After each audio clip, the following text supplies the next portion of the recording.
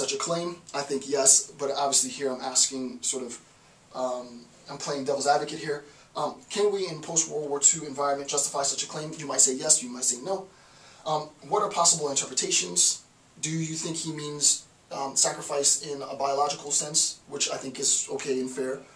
I think he really means sacrifice in an ideological sense, which do not include mass extermination. Could such an argument be adapted to disavow for the systematic extermination of the weak? Obviously, I think the answer is yes. I just gave you an example. So, there we go. Number four.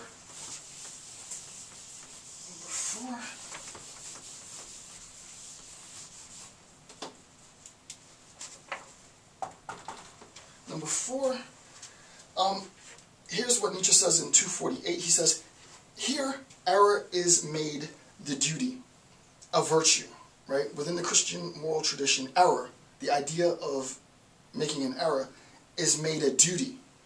It is a virtue. Blundering is made into an art. I mean, that's a pretty hard critique, right? Buffoonery, blundering, errors and mistakes is made into an art.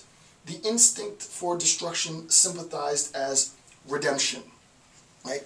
I am going to attain a redemption for previous errors, right? I'm going to receive redemption for previous wrongs that I might have done, offenses that I might have committed, right? So the idea here, again, and I just want to spell this out, is to separate this conservation of weakness in opposition to, right, this conservation of weakness in opposition to sacrifice. Now remember what I said before. All of this comes in the text. We recognize that we can talk about sacrifice in two terms. We can talk about sacrifice. I think Nietzsche's only talking about it in one term, but you know, it's not on the back of the book. It says that Nietzsche's ideology was used to justify National Socialism, which I think is, you know, it's unfair to Nietzsche, right? He doesn't have control over how his, you know, how his thoughts are going to be applied. But obviously here we can be talking about biological sacrifice, that you are literally going to exterminate what you consider to be weak members in the population. In no sense would I defend that, right? I can't defend biological extermination. I don't support that. I'm a minority myself. Why would I defend the biological extermination of those who are weak? I can't. It's indefensible, right? There are many people who defend that. So fine. My point in contributing to this Nietzsche series is to shift the discussion. Let's get back to the basics, right? We're supposed to be philosophers, right? We're not, you know, this sort of this bite-sized, you know, Cliff Notes mentality of literally reading surface text, not going for any depth, it's getting out of control. It's getting really sloppy, right? Even academics, they're getting really sloppy in their analysis. The better way of looking at sacrifice is an ideological sacrifice, in opposition to the conservation of the weak. Remember, as I said, we have to make sure that we view this in terms of the overarching discussion of the social,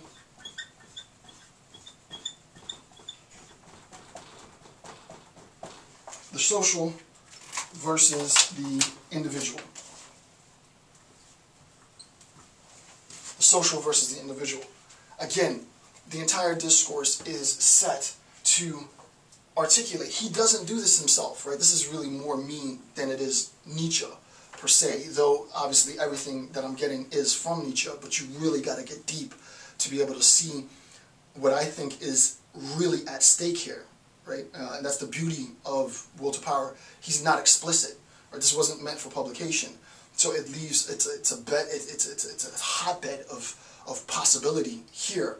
And this is probably the most novel thing that I've contributed so far. I've done a lot of stuff in the series, but I think this is something that I'm really wedded to, is the idea that when we talk about the notion of sacrifice, we really mean sacrifice in relationship to sort of this free riding system, wherein the Christian idea of sacrifice as prayer is really illegitimate, right? Prayer is not work. Prayer counts for nothing, right? Real work, real effort, real sacrifice contributes for the betterment of the species, requires, as he says, it is hard, it is full of self-overcoming. Genuine charity demands sacrifice, right? Not blood sacrifice, effort, labor, what I'm doing now for the betterment of the species. The Christian moral tradition, instead of arguing for this, argues for this, right? It's a conservation of weakness, right? It's okay to be mediocre. It's okay to be average. It's okay to even be, below average, if you will, right? And this is just, I'm just sort of generalizing terms here. Why? Because it doesn't really matter how strong you are, or how much you work, or how much you contribute to the overarching system individually. That's not of any importance, so why opt in? What's important is a recognition that the individual is only strong in relationship to his or her connection to others, and we saw that Nietzsche says this is sort of solidified in this notion of care, right? And the idea that I should care, I love thy enemy as thyself, I should care about, those who are my enemies just like my neighbor. If you slap my face, I should turn my face and have you slap my other cheek, and sort of that whole sort of ideological system of belief, right? There is a competing will to power, but the will is a collective will, right? Power that's attained is collective power, right? It's sort of dispersed amongst everybody else. And for anybody who knows anything about the most basic logic structure, if everyone has power, then no one has power, right? In opposition to the real power, the real will, where an individual attains and assumes the pursuit of personal excellence, irrespective of what any of you are doing, irrespective of anything else there. It's something that I am attempting as an individual to work hard for, self-overcome, and sacrifice for the betterment of the species of human beings. Then we can say that this is truly an act of charity, which is what I hope is said of my effort here. So I think in note 4, what we see is, errors are made into a virtue. It doesn't matter if you made an error, right? Because your error is compensated by a little bit better, a little bit more proficiency here, a little less here and a little more here. But generally you have a mixture of enough to get by, right? So here, error is made the duty, a virtue. Blundering is made into an art. The instinct for destruction sympathizes as redemption. Why? It doesn't matter if you err. It doesn't matter if you fail, because there's always the process of redeeming oneself, right? You can live a horrific life, have done nothing good, and 2 seconds before you check out, you can gain redemption.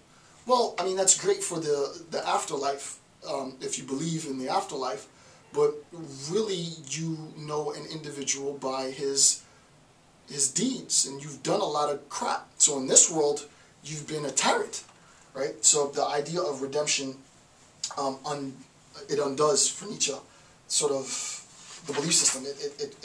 It's detrimental.